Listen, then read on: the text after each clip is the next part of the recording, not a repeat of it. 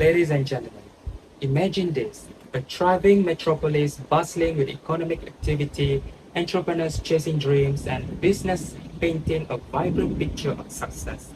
Now, shift that canvas slightly, and you may find some of those enterprises or individuals encountering stormy financial weather.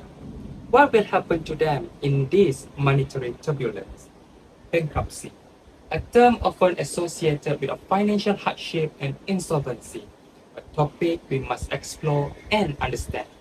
In the next 6 to 10 minutes, I will provide you with an informative overview of bankruptcy in Malaysia with three main points. The first main point is main causes of bankruptcy in Malaysia. Second is restriction or disqualification when declared bankrupt.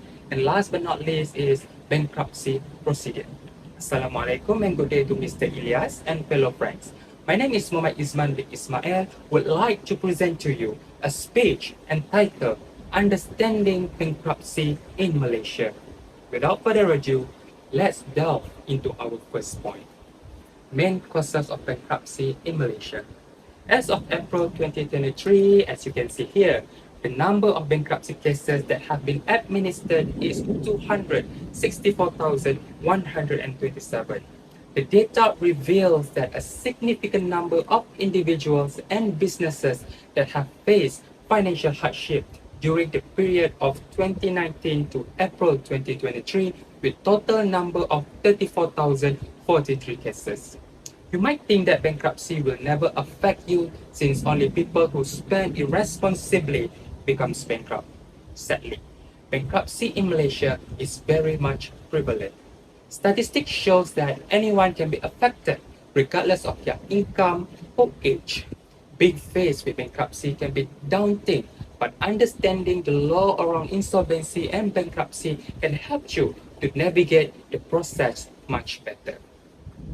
Before we look at bankruptcy in Malaysia, it is essential to know that the old Bankruptcy Act of 1967 was amended by the Bankruptcy Amendment Act of 2017.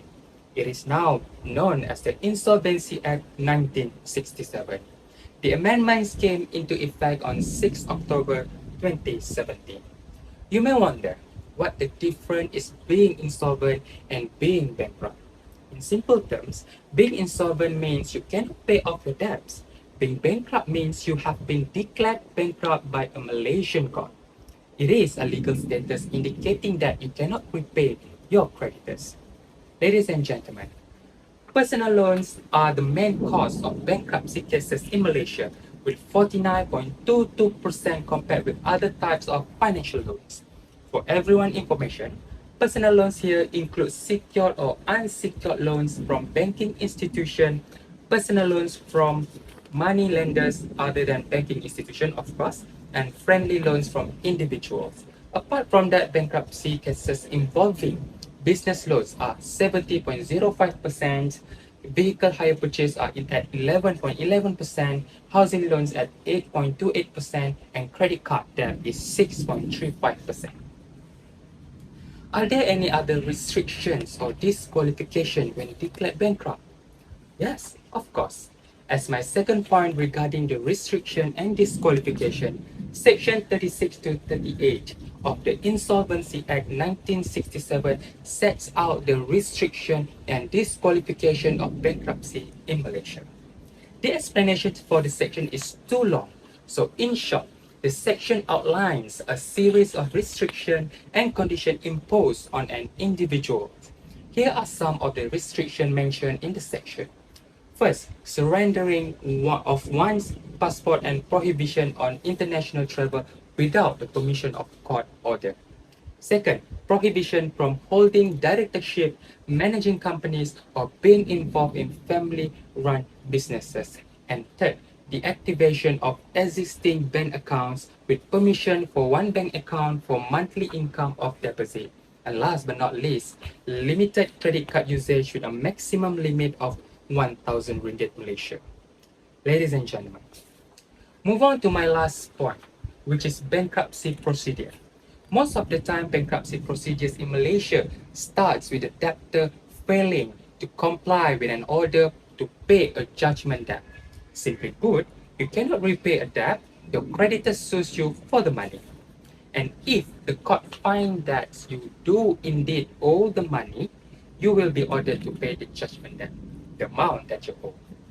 Still not being able to pay the debt, your creditor will serve you with a bankruptcy notice requiring you to pay the debt.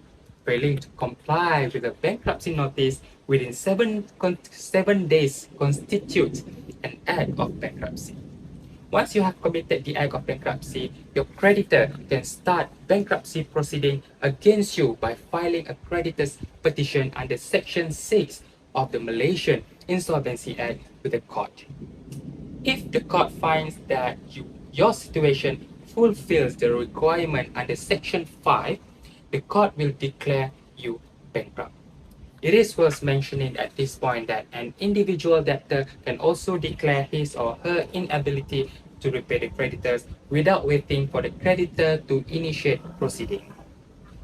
Under Section 7 of the Insolvency Act allows a debtor to file a debtor's petition for bankruptcy stating his or her inability to pay the debt. Filing a debtor's petition is deemed an act of bankruptcy. Once filed, the petition cannot be withdrawn without the permission of the court. Take note, there is no minimum amount of debt that must be owed before a debtor can file a debtor's petition. Before submitting the petition though, you have to deposit a substantial amount of money with the Director General of Insolvency (DGI) to cover the cost of administering your bankruptcy. Ladies and gentlemen, in conclusion, bankruptcy is a complex issue that affects individual businesses across Malaysia. Understanding the causes, consequences, and legal processes surrounding bankruptcy is essential for all Malaysians. It emphasized the importance of financial literacy, responsible financial management, and the need for the safety net to help those facing insolvency. In facing this challenge, let us work together to promote financial education, responsible lending, and borrowing practices, and support systems to help individuals and businesses navigate the complex waters of bankruptcy here in Malaysia. It is only through knowledge and cooperation that we can mitigate the impact of bankruptcy and pave the way for a more financially secure and resilient future for our nation. That's all. Thank you.